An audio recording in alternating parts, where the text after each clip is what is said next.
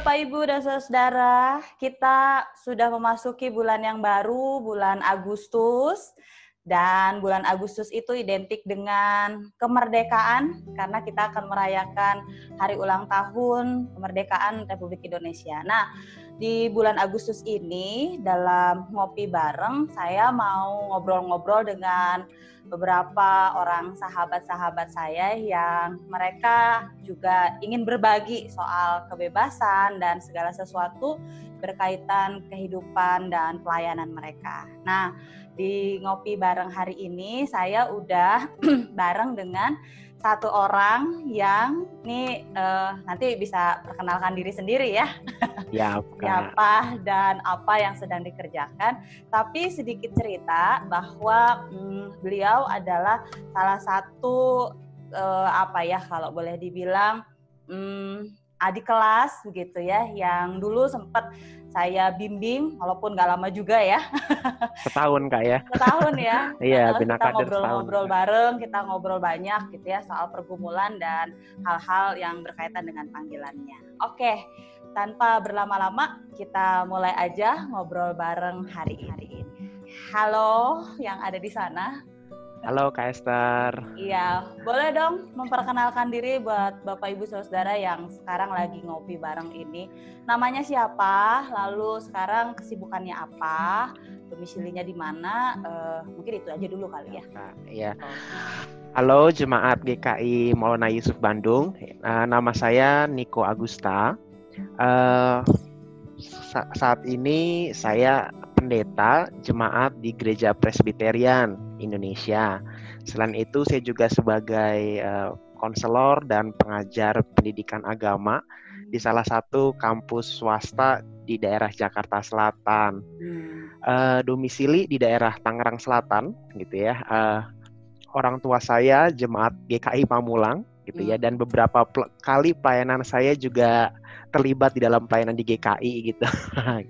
Nah, iya benar, saya waktu itu dibimbing Kak Esther selama setahun. Dari pasca saya lulus di Duta Wacana tahun 2015 sampai proses bina kader selesai kalau nggak salah bulan Agustus atau September 2016 gitu ya Kak ya. Yeah. Nah itu saya bareng dengan Kak Esther di situ ngobrol banyak hal, sharing banyak hal begitu. Itu mungkin Kak perkenalan singkatnya Kak ya. Iya, oke. Nah, Niko, berarti aku panggil Pak Pendeta, Niko aja. Nah, Niko aja Kak. Niko aja ya, biar seumuran kita ya. Oke. Nah, Niko tadi kan seperti dibilang ya, jadi kita mau ngobrolin soal kemerdekaan gitu ya. Nah, dalam pengalaman perjalanan panggilan dan pelayanan Niko gitu, boleh nggak sih sharing sama kita tentang tadi gitu ya, soal kemerdekaan, kebebasan yang dirasakan, yang digumulkan gitu ya, atau mungkin juga yang selama ini dijalani. Oke, ya kalau menurut saya pribadi, Kak Esther, kebebasan itu dalam arti ada gak sih orang yang betul-betul bebas? Kalau menurut refleksi saya pribadi nggak ada. Karena setiap pilihan itu selalu ada konsekuensi yang harus kita hadapi begitu ya. Sesederhana apapun gitu ya, selalu ada konsekuensi. Sederhananya gini Kak Esther, kita mau istilahnya buang air kecil aja kita mesti bayar gitu kan. Itu juga konsekuensi gitu kan dari apa yang kita lakukan, dari aktivitas kita. Termasuk ketika saya memutuskan keluar dari kader calon pendeta GKI tahun 2016, apakah betul-betul saya bebas? Enggak juga gitu Kak, karena ada konsekuensi gitu kan. Waktu itu saya keluar karena saya memutuskan untuk mengambil studi lanjut di luar begitu. Tapi apakah kemudian saya bebas? Enggak juga begitu. Dengan jalan hidup yang saya pilih tentu ada konsekuensi. Teman-teman satu angkatan itu bina kader berapa ya Kak ya? Angkatanku Kak 6 apa 7 ya Kak ya? 7 ya? Kayaknya ya Kak ya. Ya. Nah, mereka pun juga ada konsekuensi yang harus dihadapi begitu kan, dengan mengikuti proses dan menjadi pendeta jemaat yang baik begitu kan, sebuah konsekuensi. Jadi kalau dikatakan bebas, bebas dari atau keluar dari lembaga GKI ya bebas, tapi konsekuensinya nggak berarti bebas gitu Kak. Apa yang jadi pertimbangan kamu saat itu untuk memutuskan tidak melanjutkan proses tersebut? Iya. Bisa dibilang keputusan sampai pada saya memutuskan untuk keluar itu prosesnya cukup panjang, Kak Esther. Nggak mudah gitu. Karena waktu itu saya dapat tawaran itu di akhir tahun 2015. Dan itu berarti proses sudah berjalan gitu ya. Sampai pada saya memutuskan keluar itu bisa dibilang sih ya cukup cukup sulit gitu, Kak. Gimana sulitnya? Karena aku dari kecil bertumbuh di GKI, Kak Esther. Saya mulai dari baptis di GKI, kakek nenek juga berjemaat di GKI, lingkungan pergaulan, lingkungan studi waktu teologi juga GKI begitu. Keluar itu agak sulit gitu ya, nggak mudah bagi saya. Tapi kemudian di satu sisi saya juga dalam pandangan pribadi saya, kesempatan studi S2 itu langka gitu. Apalagi dengan kondisi zaman yang semakin sulit, maka banyak pendonor atau pemberi beasiswa juga semakin memperketat saringan mereka. Jadi di satu sisi saya mencintai GKI karena itulah gereja saya bertumbuh, tapi di satu sisi saya juga berhadapan dengan kesempatan untuk studi. Dan akhirnya saya memutuskan untuk studi karena saya sampai pada sebuah tahap pemikiran bahwa toh melayani Tuhan itu bisa di mana saja gitu ya. Tidak harus dalam jabatan kependetaan atau tidak harus dalam tembok GKI, tapi bisa dalam segala hal begitu kan. Kan Agustinus mengatakan dalam segala hal nama Tuhan itu harus dipermuliakan gitu. Ut in omnibus glorificatur Deus begitu. Jadi itu yang kemudian saya merasa oke, saya tinggalkan GKI, saya ambil S2. Toh dengan modal yang akan saya dapatkan ini saya bisa berkontribusi jauh lebih luas. Mungkin bukan hanya bagi GKI tapi juga bagi gereja lain. Begitu Kak Esther. Oke, Niko tadi kalau dibilang soal bersama dengan teman-teman gitu ya. Apakah ada gitu ya dalam masa-masa tertentu membayangkan wah kalau saya dulu begini gitu ya pasti sudah bisa ngerasain yang begini gitu. Artinya kayak semacam memikirkan ulang, benar gak sih nih hal-hal yang saya ambil ini memang sebuah keputusan yang tepat? Pernah nggak berpikir atau bergumul dalam tahap seperti itu? Sering Kak Esther, karena apalagi teman-teman Bina Kader ini kan kita cuman ber-12 ya. Iya. Jadi betapa dekatnya kita begitu kan dengan segala bercandaan yang pernah kita lewati, dengan segala impian bersama waktu itu begitu kan. Tentu berat juga Kak Esther waktu harus meninggalkan kelompok belajar ini, kelompok teman-teman seperjuangan ini. Tapi kemudian ya ketika saya sampai pada keputusan keluar itu ya tentu selalu ada refleksi gitu ya dalam hidup saya. Ini benar gak sih yang saya ambil? Apa jangan-jangan ini hanya emosi sesaat begitu kan? Karena ya seperti yang saya katakan tadi Kak Esther, bahwa hidup ini selalu berhadapan dengan segala konsekuensi begitu. Jadi ya kita harus menjalani hidup ini ya bukan dengan emosi, bukan hanya dengan keputusan sesaat aja begitu. Jadi refleksi itu ya selalu ada. Esther, ingatan-ingatan, kenangan-kenangan selalu bersama itu juga masih selalu ada begitu. Bahkan saya masih join kok dengan grupnya Bina Kader angkatan kami, Kak Esther. Tapi kemudian ya itu menjadi motivasi di satu sisi, Kak Esther, bahwa ketika saya berani keluar, maka saya harus juga berani melangkah dengan segala keputusan yang saya ambil ini begitu. Kalau kemudian saya keluar lalu saya tidak bertanggung jawab, ya itu saya sebut dia berdosa juga gitu dengan waktu yang Tuhan beri ini gitu Kak. Iya. Jadi memang selain ada kebebasan, kemerdekaan, keberanian untuk menghadapi konsekuensi dari kebebasan itu juga perlu ya. Betul, karena kalau kita nggak berani menanggung resikonya ya kita sebenarnya terpenjara juga ya dalam ketakutan. Betul Kak.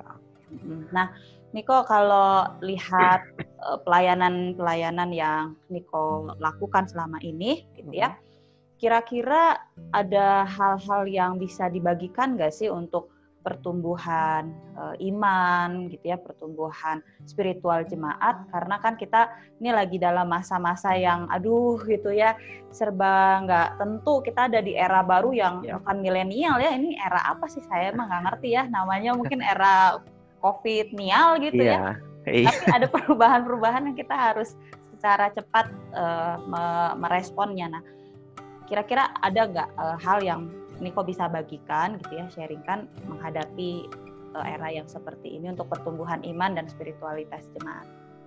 Oke, iya Kak. Jadi memang di era COVID ini era yang sangat cepat banget berubah gitu Kak ya. Karena saya kebetulan di dunia pendidikan gitu ya, dan bertemu dengan berbagai orang dari latar belakang yang berbeda-beda. Ketika mengakhiri tahun 2019 kemarin, kita udah punya planning cuti mau kapan nih gitu ya. Kita mau jalan kemana nih gitu ya. Tapi ketika masuk bulan Februari semua berubah gitu ya. Kita yang tadinya semula ngelihat tanggal merahnya ada berapa banyak nih 2020 ini, ternyata merah semua bahkan sampai sekarang begitu ya. Di satu sisi kita bahagia, mungkin bisa fleksibel nih, bisa mengerjakan segala sesuatu di rumah. Bahkan sekarang kita di tempat masing-masing ya Kak Esther. Aku nggak perlu ke Bandung, Kak Esther nggak perlu ke Jakarta. Tapi kita berhadapan dengan challenge yang baru, yaitu ya kesehatan mental ya Kak. Ketika masa biasa aja orang itu tingkat stresnya udah tinggi, tambah sekarang COVID ini, sekalipun kita berhadapan dengan fleksibilitas, kita berhadapan dengan tekanan stres yang makin tinggi. Entah itu gereja kah, entah itu lembaga-lembaga sekular kah, kita dituntut dengan target yang makin tinggi juga. Ya, bagi saya apa yang kita bisa petik dalam dunia pelayanan ataupun dunia pekerjaan sehari-hari, kita dituntut untuk semakin kreatif, tapi juga semakin kritis gitu. Jadi kita tidak bisa stagnan memberlakukan pola kerja, pola dalam konteks berjemaat ya, pola berteologi, pola berjemaat yang lama. Kita dituntut untuk yang menyesuaikan zaman ini dengan cepat. Istilahnya gereja dipaksa jalan lebih cepat 50 tahun. Kita nggak pernah menduga gitu ya. Beberapa jemaat misalnya masih agak nggak sreg dengan ibadah virtual, dengan PA virtual, persekutuan doa virtual. Ya tapi itulah realitanya gitu. Kita dipaksa maju untuk itu gitu ya. Konsep-konsep pelayanan yang selama ini mengharuskan tatap muka, yang harus serba rigid, harus serba ribet, itu yang mesti kita benahi, kita sesuaikan dengan konteks zaman sekarang.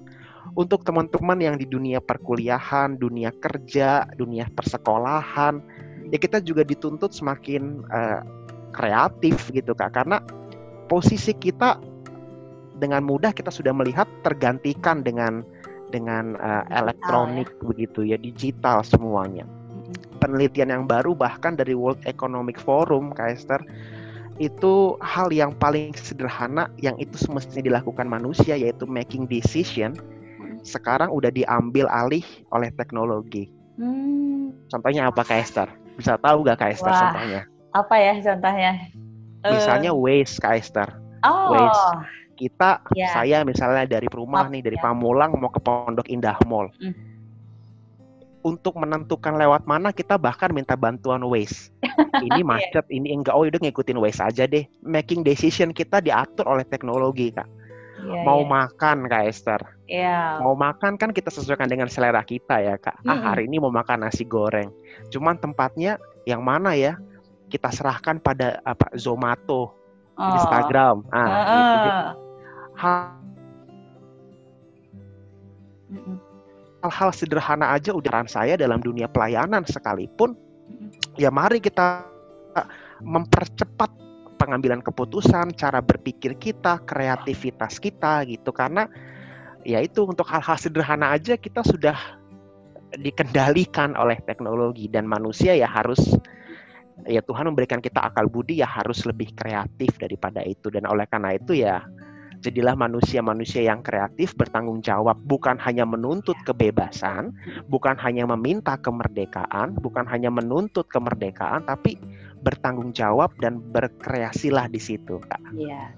Jadi kalau boleh dibilang bahwa sekarang ini kita justru harus membebaskan pikiran kita dari konsep-konsep yang apa ya, yang kolot gitu ya. Iya, betul Kak. Yang sangat konvensional, karena kalau kita tidak membebaskan diri dari pemikiran-pemikiran seperti itu, memang kita akan ketinggalan zaman. Iya, Gereja, betul ya. Kak. Betul sekali Kak Esther. Pemahaman spiritual juga sama ya. Gak bisa lagi betul, kita Kak. tuh punya Nggak pemikiran bisa, kaku. Betul Kak. sesuatu yang kaku begitu ya. Ibadah harus ke gereja, harus itu. ngelihat gedung gereja, harus ada ya, nggak susah Kak. Sekarang sudah susah Kak. Betul. Kita harus menyesuaikan lah, mengkompatibelkan diri kita itu ya, Kak. Membebaskan pikiran dari belenggu-belenggu yang dulu udah yang sekarang nggak relevan lagi. Betul Kak. Oke, wah seru nih ya Niko ya. Seru banget Kak. Kalau ngobrol sama pendeta mah beda. Gitu. Ya oke. Terakhir nih ya Niko ya. Kira-kira ada nggak sih pesan-pesan gitu ya, harapan atau apapun yang mau Niko sampaikan buat Bapak Ibu Saudara yang lagi ngopi bareng sekarang ini berkaitan dengan tadi soal kebebasan, pengambilan keputusan gitu ya, lalu juga soal panggilan dan pergumulan-pergumulan, boleh. Oke, ini sesuai dengan topik kita nih Kak ya, dibebaskan atau dimerdekakan dari GKI dalam tanda kutip ya. Oke, aku pengen menutup begini Kak. Ini dalam konteks yang lebih umum ya Kak ya, bukan hanya aku waktu itu kader pendeta, tapi mungkin juga bagi jemaat-jemaat muda atau jemaat-jemaat tua yang kecewa, GKI gerejanya kaku begini begitu ya Kak ya. Jadi yang pertama, aku ingin mengutip tulisan yang pernah disampaikan oleh Dorothy Day.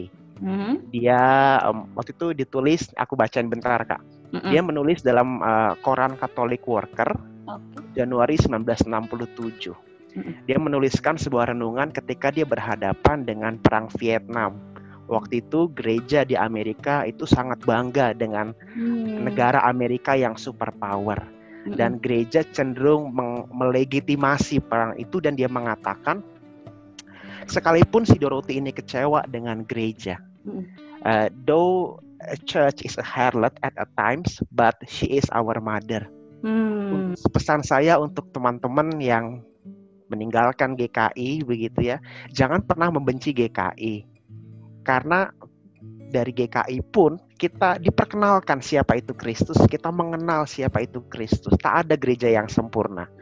Sejelek apapun GKI menurutmu, ketika engkau berpindah ke gereja lain, jangan membenci GKI.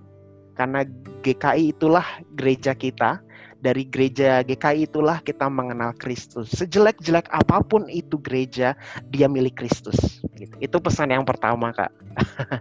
Pesan yang kedua terkait dengan situasi saat ini. Ketika engkau mencari kebebasan, sadarilah bahwa tidak ada kebebasan yang seutuh-utuhnya atau sepenuh-penuhnya bebas. Di dalam setiap hal yang kita pilih, yang kita tentukan, yang kita ambil, ingat selalu ada konsekuensi. Dan konsekuensi yang engkau hadapi itu harus dihadapi dengan penuh tanggung jawab. Kita hidup nggak bisa sekedar bernafas, sekedar beraktivitas tanpa memberi makna gitu kan. Kalau kita tidak memberi makna, ya mohon maaf, apa bedanya kita dengan kucing, dengan monyet, dengan hewan-hewan lain begitu. Manusia hadir harus memberi makna. Dalam segala kebebasan yang kau pahami, jadilah manusia yang bebas, dan bebas pula lah untuk memberikan segala sesuatu yang positif bagi orang lain. Yang terakhir yaitu stay kreatif Kak, stay healthy, stay safety, but stay kreatif begitu. Harus kreatif. Dan tetap harus pakai masker. Harus pakai masker. Kecuali kita di ruangan masing-masing, bebas lah. Oke, makasih banyak ya Niko untuk sharingnya, sangat menguatkan gitu ya. Memang bukan masalah jadi pendeta atau enggak gitu ya, tapi tadi yang Niko sampaikan di poin nomor 2 tadi ya, soal bagaimana kita bergereja juga ya, Kadang-kadang kan mungkin juga banyak ada orang-orang yang kecewa ya. Oh, Ya, katanya betul. begini, gerejanya begini, Iya, majelisnya begini. betul. Ya. Kan banyak banget komplain tuh Oh, tuh GKHI komplain. ini nggak asik lah ibadahnya, beginilah, Betul, betul. begitulah. Ya, nggak ada gereja yang sempurna di dunia Nggak ini, ada Kak. yang sempurna, iya. Nah, But thank you banget buat pencerahannya, buat ngobrol-ngobrol. sama-sama, Kak Ya, Esther. sukses buat pelayanannya di sana. Ya, sama-sama. Sukses juga untuk Kak Esther selalu. Sehat selalu, Salam, Kak. salam juga buat jemaat di sana, Iya, Gereja Kak Esther. Presbyterial ya. Ya, Betul ya, Presbyterian Indonesia, betul, Kak. Presbyterial Indonesia. Oke, nanti kita ketemu lagi di ngobrol-ngobrol selanjutnya ya, Niko ya. Kalau udah nggak PSBB kayak begini, kita Oke, siap, lagi ya. Kak.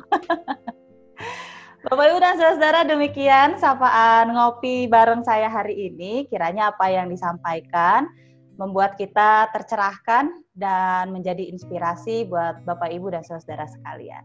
Selamat melanjutkan aktivitas kembali. Tuhan Yesus memberkati.